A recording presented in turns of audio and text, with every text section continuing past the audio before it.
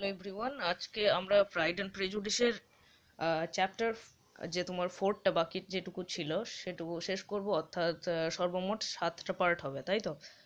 তাহলে এখানে আমরা দেখছি যে একটা জেনারেল কনসেপ্ট দেওয়া হচ্ছে, মানে তোমার জেনের যে মিস্টার বিংলেকে পছন্দ হয়েছে সেটা আমরা বুঝতে পেরেছি, ঠিক আছে?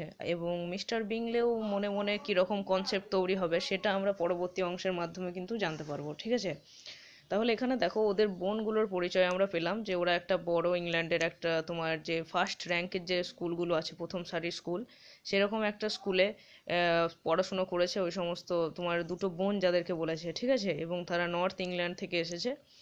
এবার আমরা চলে আসছি পরবর্তী পার্টে। এখানে বলেছে দেখো মিস্টার বিংলে, মানে মিস্টার বিংলের কত ইনকাম, কোথায় বসবাস করে বা কি করে এরকম হলো, ঠিক আছে, সেই সমস্ত তথ্যগুলো আমরা এখান থেকে অল্প কিছু পেয়ে যাব। দেখো মিস্টার বিংলে ইনহেরিট মানে উত্তরাধিকারী সূত্রে পাওয়া, মানে বাবার কাছ থেকে এরকম, ঠিক আছে, বা ঠাকুরদার কাছ থেকে এরকম আর কি। তাহলে inherited property to the amount of nearly £100,000, ঠিক আছে? 100,000 বা হান্ড্রেড, হান্ড্রেডের উচ্চারণটা ইউটা উচ্চারণ হয় বলে এখানে 100 লিখতে পারতে, ঠিক আছে? 1,000 pounds ফ্রম হিজ ফাদার, মানে তার বাবার কাছ থেকে উত্তরাধিকার সূত্রে প্রচুর টাকা পেয়েছে, প্রায় 1 মিলিয়ন মতো, তাই তো? এবার কি বলছে দেখো, who had intended to purchase an estate.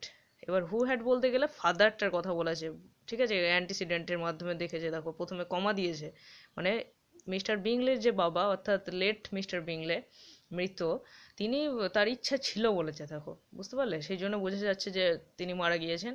তার ইচ্ছা ছিল একটা বিশাল বড় সম্পত্তি কিনবেন, পারচেস এস্টেট কিনবেন, জমি জায়গা এই সমস্ত কিছু, but did not live to do it, ঠিক আছে? কিন্তু বেঁচে ছিলেন না, মানে মানুষটাকে তো বেঁচেও থাকতে হবে, তাই না, কেনার জন্য।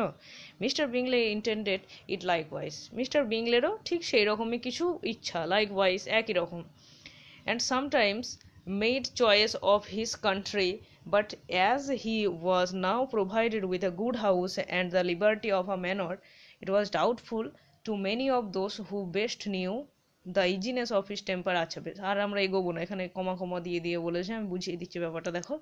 তাহলে বলছে যে মিস্টার বিংলে এরকম ইচ্ছা ছিল বটে, কিন্তু মিস্টার বিংলে কি করবে, ও জমি জায়গা কিনে করবেটা কি, একটাই তো ছেলে, তাই না? একটা বোনের বিয়ে হয়ে গিয়েছে আর একটা বোন বাকি আছে, মানে আমাদের টিপিক্যাল বেঙ্গলি যে থিঙ্কিং সে অনুযায়ী ভাবো।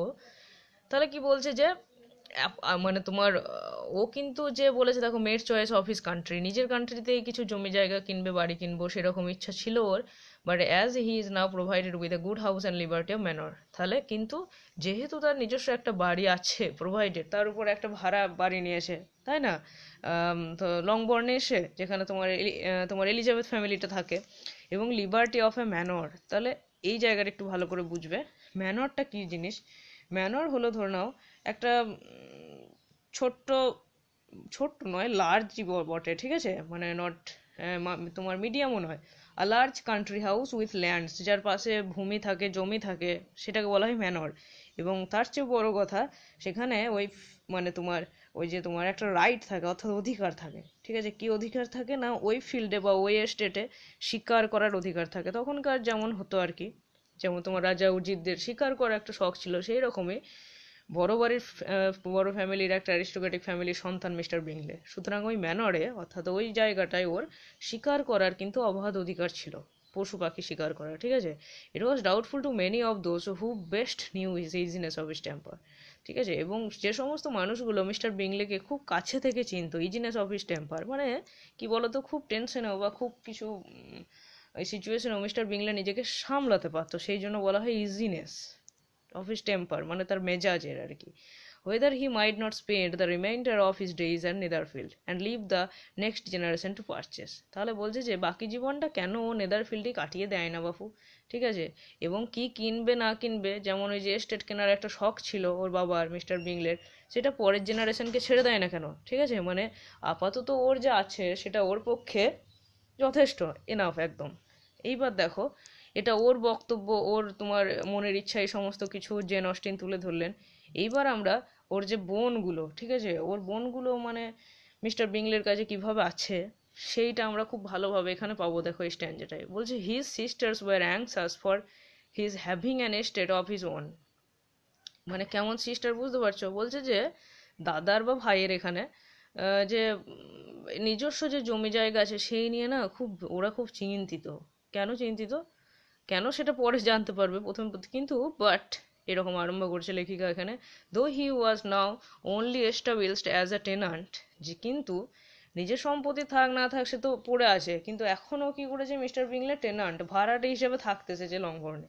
ঠিক আছে, এবার দেখো যেহেতু নিজেকে সে একজন ভাড়াটে হিসাবে এস্টাবলিশ করেছে, স্থাপিত করেছে, মিস বিংলে মানে যেটার বিয়ে হয়নি, যে মেয়েটার বিয়ে হয়নি আর কি, যে সিস্টারটার, was by no means unwilling to preside at his table. খুব হাসির বিষয় একটা বলেছে, দেখো প্রিজাইড মানে কি বলো তো, প্রিসাইড উচ্চারণ হবে না, প্রিজাইড উচ্চারণ হবে। ঠিক আছে, প্রিসাইড মানে সভাপতিত্ব করা, নেতৃত্ব দেওয়া। মানে ও দেখছে দাদা ভাড়া নেক বাড়ি যাই করবে করুক, আমি এই বাড়ি থেকে যাব না, কিন্তু আমি এখানে কর্ত্রী, আমি এখানে কর্তৃত্ব চালাবো, সভাপতিত্ব চালাবো, আমি এখানকার প্রধানমন্ত্রী, এরকম একটা ভাব মিস বিংলের হলো। এবার যে বলেছে by no means unwilling to, মানে ও কিন্তু একেবারেই চায় না, একেবারেই অনিচ্ছুক নয়, যে একটা যখন সুযোগ আসে সেরকম করেছে, মানুষ করেছে সেরকম করে মাথায় তুলেছে। Nor was Mrs Hurst who had married a man of more fashion than fortune. Even যে যে মেয়েটার বিয়ে হয়ে গিয়েছে, ঠিক আছে, সেও চায় না, সেও ওই যে তোমার দাদার ঘাড়ে বসেই থাকবে, বাইরে যাব না আমি, আমার বরের কাছে যাব না, এরকম একটা প্ল্যান ওদেরও। ঠিক আছে, ওই টেনান্টে ভাড়াটে বাড়িতেই দুটো বোনও থাকে, মিসেস হার্স্টও থাকে, এবং মিসেস হার্স্ট কাকে বিয়ে করেছে দেখো, এমন একটা মানুষকে বিয়ে করেছে যার ফ্যাশন বেশি, মানে ও একটা অপদার্থ আর কি ফরচুনের চেয়ে। ঠিক আছে, টাকা পয়সা নেই অথচ বিলাসিতা, এটা খুব বিরক্তিকর ব্যাপার, তাই না? Less disposed to consider his house as her own when it suited her. তাহলে কি বলছে, লেস ডিসপোজ টু কনসিডার, ঠিক আছে, ডিসপোজড মানে ইনক্লাইন্ড, ইনক্লাইন্ড ঝুঁকে যাওয়া, মানে তোমার কোনো কিছুর দিকে ঝোঁকার প্রবণতা, ঠিক আছে, স্বীকার করা এরকম আর কি। এবং যখনই মিসেস হার্স্টের কোনো একটা কিছু ভালো লাগলো, বাড়িটাকে ভালো লাগলো, ধরে নাও স্যুট হলো তার, তখনই সে সেই বাড়িটাকে তার নিজের ভাবে, বলে যে দাদা তোর তো বাড়ি, তোর মানে তো আমার, এই আর কি, এরকম একটা ভাব। Mr Bingley had not been of age 2 years. এই জায়গাটা কিন্তু তোমাদের একটু ভালো করে বুঝতে হবে, গল্পের হিরোগুলোর নায়ক কিন্তু তোমার নায়কগুলোর আর কি বয়স সেই 30-35 এরকম নয়, দে আর ইয়াংস, একদম ইয়াং। এই যে বলেছে না 2 বছর হলো না, তার একটা এই লাইনটার কী রকম মানে, এই লাইনটার মানেটা ভালো করে বোঝো।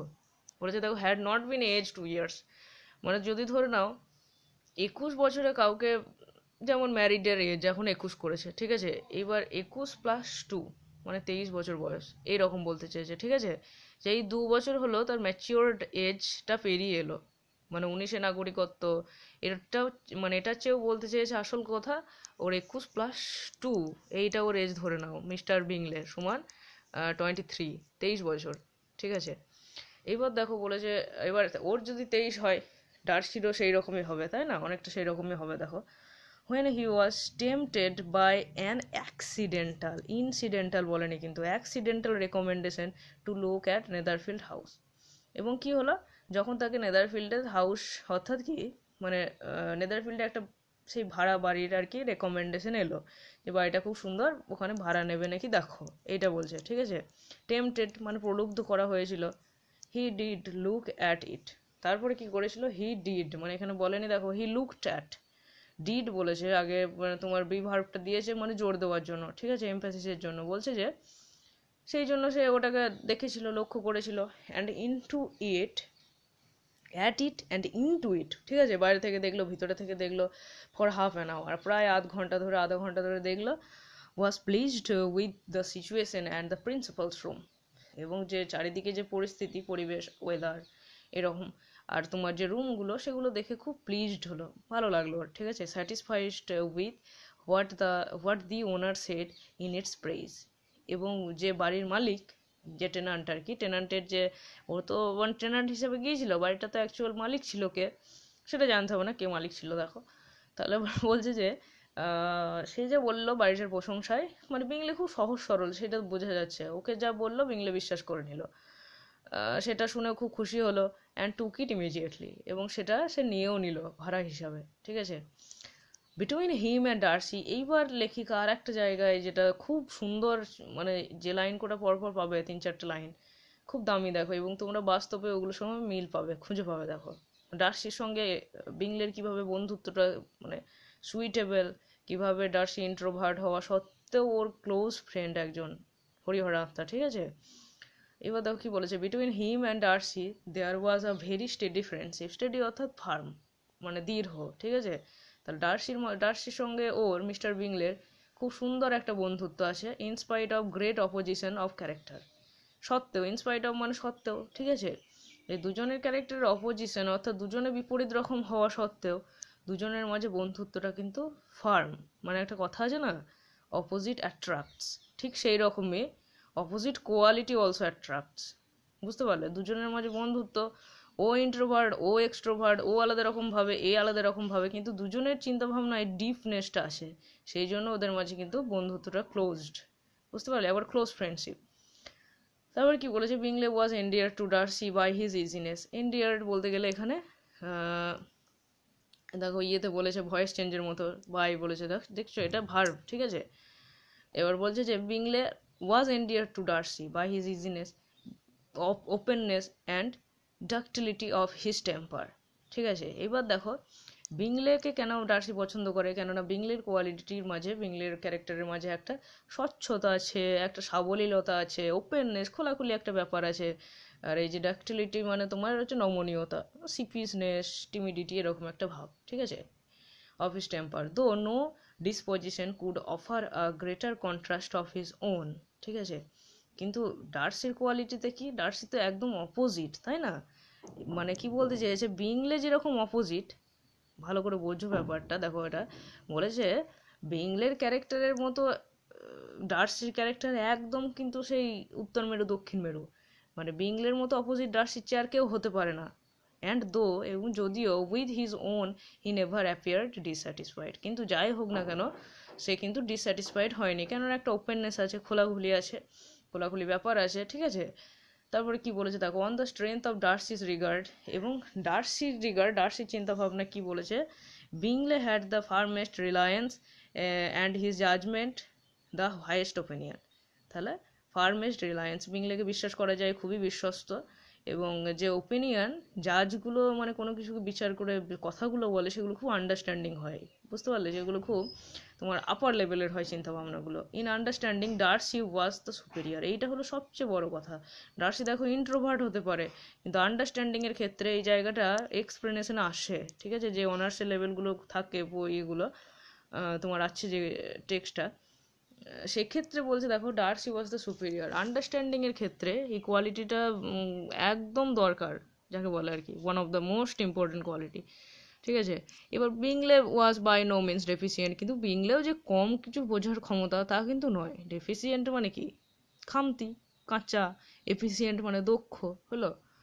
বাট ডার্সি ওয়াজ ক্লেভার, কিন্তু ডার্সি চতুর, ডার্সি বেশি চতুর, ঠিক আছে। ও চারিদিক থেকে ভাবতে পারে আর কি, মানে কনভার্জেন্ট ডাইভার্জেন্ট এরকম চিন্তা ভাবনা, অভিসারী অপসারী। এবার দেখো, he was at the same time haughty, reserved and fastidious, and his manners though well bred were not inviting. এবার ডার্সির কোয়ালিটিগুলো বলেছে, ডার্সি কিন্তু বেশ হটি, ঠিক আছে, মানে সহজে পাত্তা দেয় না কাউকে, রিজার্ভ, চুপচাপ, ফাস্টিডিয়াস, খুঁতখুঁতে টাইপের।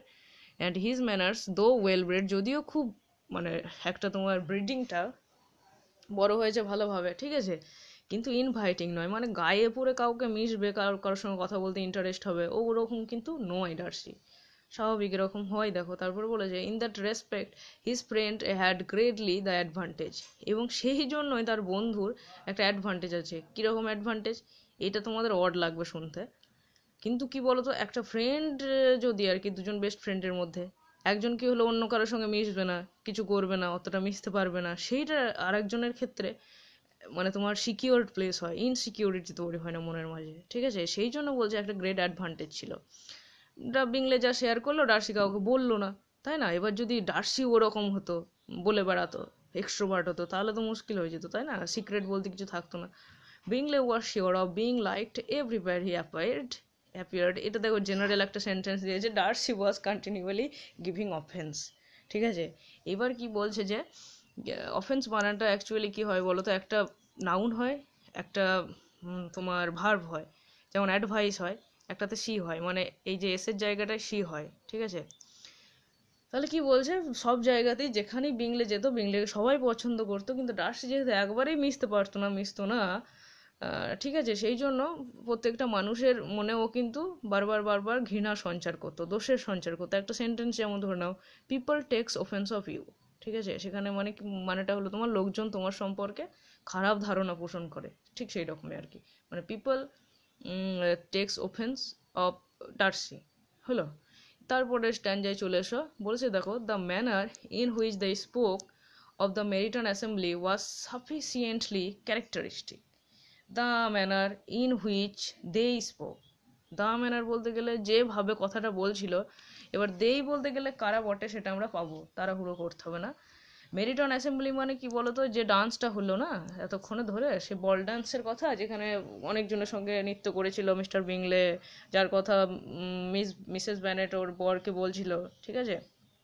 এবার বলছে যে যে পদ্ধতিতে বা যেভাবে ওরা আলোচনা করছিল মেরিটন অ্যাসেম্বলির কথা, সেটা একদম সাফিসিয়েন্টলি ক্যারেক্টারিস্টিক মানে একটা নির্দিষ্ট বৈশিষ্ট্য আছে, ঠিক আছে, ভালো, সেটা যথাযোগ্য ছিল আর কি।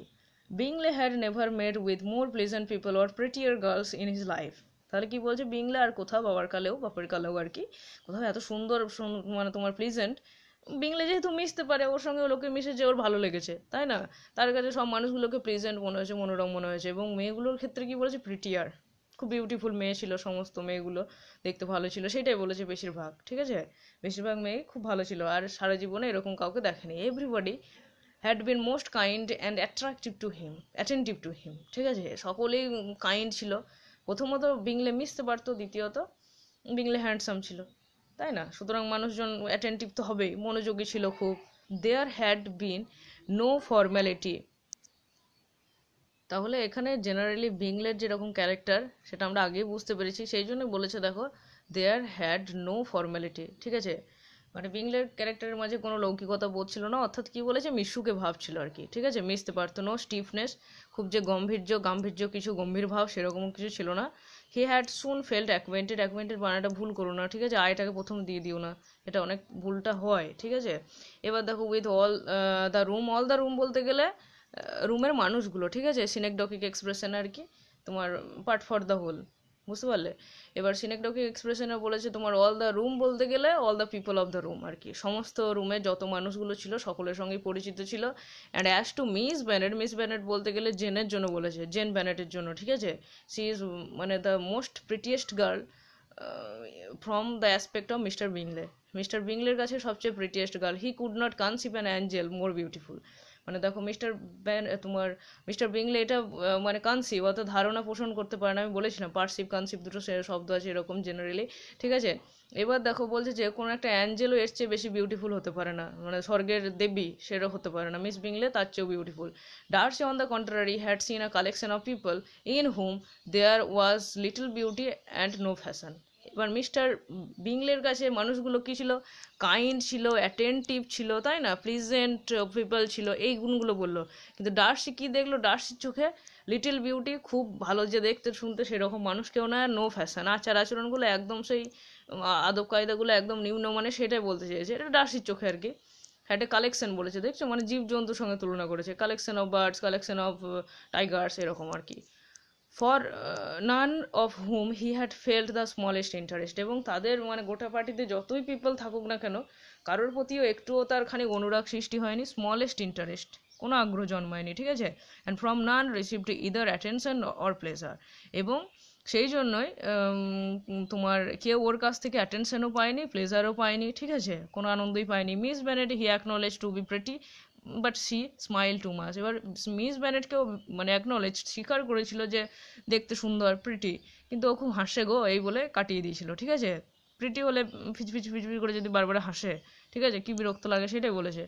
এবার Mrs Hurst and her sisters allowed it to be so, Mrs Hurst এবং সিস্টার্স মানে তোমার মিসেস হার্স্টের সিস্টার্স বলতে গেলে মিস বিংলে হলো, দুজনে এইটাকে স্বীকার করলো, অ্যালাউ করলো যে হ্যাঁ বটে, তা বটে, হাসে বেশি, বাট স্টিল মানে করবে না কেন, একটা কথা বলি, এই যে মিস বিংলে আর কি, ঠিক আছে, এই হার সিস্টার বলতে গেলে মিস বিংলে ডার্সিকে পছন্দ করে, এবার ডার্সি যা বলবে তাতেই হ্যাঁ বলবে, সেটাই স্বাভাবিক, but but still they admired her and liked her, কিন্তু তবুও তারা জেনকে কিন্তু পছন্দ করে, কেননা জেন খুব সহজ সরল, জেন এদের প্রশংসা করেছে, বাবা আপনাদের ড্রেসটা তো খুব সুন্দর, আপনি এত সুন্দর কথা বলেন ইত্যাদি ইত্যাদি এইভাবে বলেছে, বুঝতে পারলে?